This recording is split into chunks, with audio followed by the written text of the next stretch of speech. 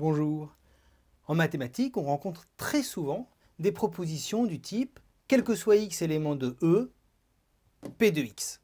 C'est vraiment un mode très fréquent de proposition.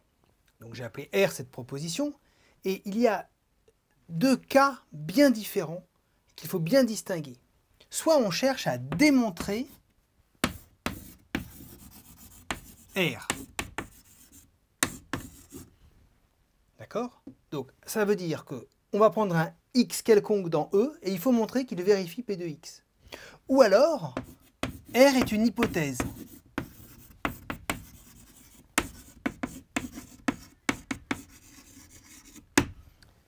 Comme quel que soit x élément de P de x est vrai, on peut choisir un x particulier et l'appliquer. Donc évidemment, c'est très différent d'avoir à démontrer R ou d'avoir R comme hypothèse. Je vais vous demander de démontrer le résultat suivant. Quel que soit x élément de R, quel que soit y élément de R plus étoile, si x est compris entre 0 et y,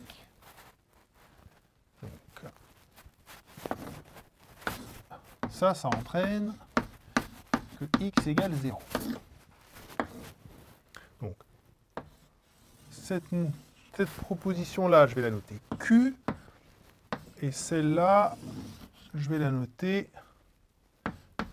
Px. Qx, Px.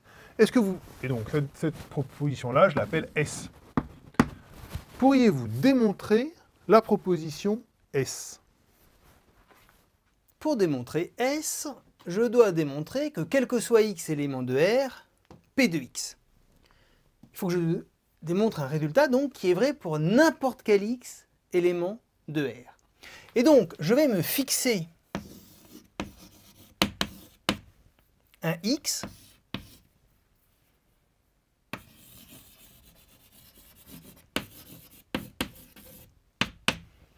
ce x, et ça c'est vraiment un point difficile, il est quelconque, je ne peux pas le choisir, je ne peux pas dire je vais prendre x égale 3, et il est fixé. C'est-à-dire que dans toute ma démonstration, quand je vais parler de x, je vais parler de ce x-là. Ça peut être 2, ça peut être pi, ça peut être n'importe quoi, mais il est fixé maintenant. Et je ne peux pas dire je vais prendre 2, parce qu'il faut que je le démontre pour n'importe quel x. Et je veux montrer que q de x entraîne x égale 0, pour ce x-là fixé. Et donc, pour démontrer cette implication, je vais supposer que q de x est vrai. Donc supposons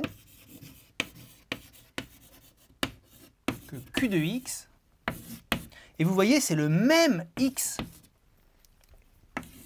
est vrai.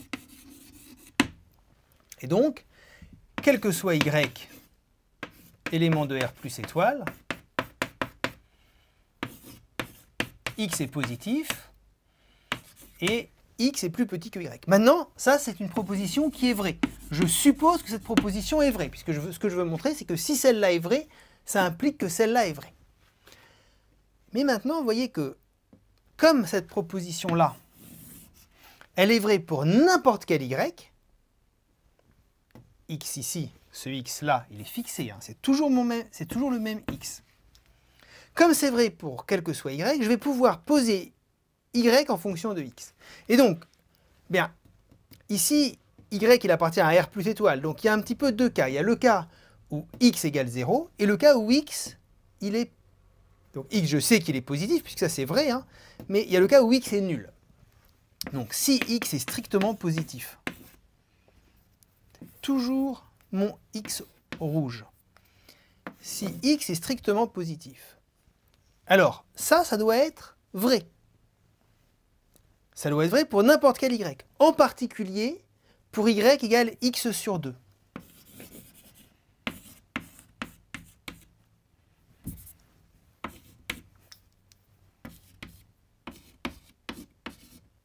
Hein? J'ai choisi, comme c'est vrai pour n'importe quel y, c'est vrai en particulier pour y égale x sur 2 qui est strictement positif, puisque mon x, il est strictement positif. Et puis maintenant, je soustrais ici x sur 2 des deux côtés, et donc ce que j'obtiens, c'est que x moins x sur 2, qui est égal à x sur 2, il est négatif. Et donc x, il est négatif, et ça c'est absurde, hein, car j'ai supposé que x était strictement positif, donc il ne peut pas être négatif ou nul. Et donc finalement, ça ce n'est pas possible, x ne peut pas être strictement positif, et x il est positif, et donc ce que j'ai démontré, c'est que x est nul, et donc x est nul. Hein, et donc j'ai bien démontré ce que je voulais. Il y a deux quel que soit que j'utilise très différemment. Je veux démontrer ce résultat-là. Je me fixe un x. Ce x, hein, c'est ce x-là. C'est toujours le même x dans toute la démonstration. C'est ça qui est vraiment important. Il est fixé quelconque. J'ai fixé un x quelconque. Il est fixé pour toute la démonstration. Ensuite, je dois appliquer cela. Et ça, c'est mon hypothèse. J'ai supposé que qx était vrai. Et comme qx est vrai, je peux choisir y comme je veux. Et j'ai choisi y égale x sur 2. Voilà. Et j'arrive donc à montrer à la fin que x est égal à 0, puisque x strictement positif, c'est pas possible, donc x est égal à 0. Et donc j'ai bien montré que q de x impliquait x égale 0. Voilà. Bien faire la différence entre j'utilise une hypothèse, quel que soit x, p de x, ou bien au contraire, je dois démontrer, quel que soit x, p de x. Il y a une dernière remarque sur les quantificateurs. On a vu que la réunion, c'était une manière différente de présenter le ou et l'intersection, une manière différente de présenter le et. Eh bien, on peut encore généraliser ça avec les quantificateurs. On peut définir, donc on va partir d'une famille de sous-ensembles. Grand I, c'est une famille d'indices, hein. EI, c'est une famille de sous-ensembles de E, d'un ensemble grand E. Et je vais définir l'union des EI, c'est alors l'ensemble des X éléments de E qui appartiennent à un des EI, donc pour lequel il existe un I, élément de grand I, tel que X appartient à EI. Vous voyez qu'en quelque sorte, hein, l'union qui correspondait à un OU se généralise avec il existe I. Hein, ça revient, c'est une généralisation à X appartient à E1 ou à E2 ou à E3 ou à E4 et que l'on généralise avec un il existe. Et de même pour l'intersection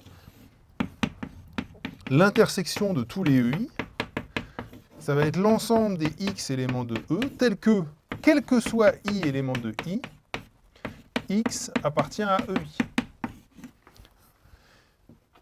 X appartient à E1 et à E2 et à E3. Il appartient à tous les EI.